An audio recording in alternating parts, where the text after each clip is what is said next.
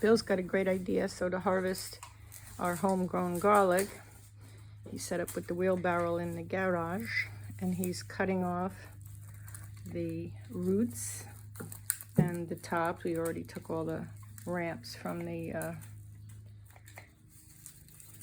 garlic previously, and now he's taking off the extra skin. I think it's a good little setup. So he's got the door open, so because it has such a wonderful fragrance, but it can be a little bit overpowering. Is that right? Look at that.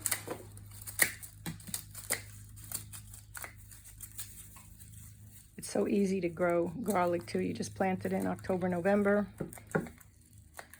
And then animals leave it alone. Animals leave it alone. And then in July, usually when there's what, three? When there's 3 green leaves left, it's time to harvest. Look at that. We have a number of varieties. Do you remember what they are? Not offhand, no. I think some are Russian, some are music, the Italian one, and these are German extra hardy. Look at the size of those. I like all kinds actually, but your homegrown garlic should be like a water chestnut, nice and fresh.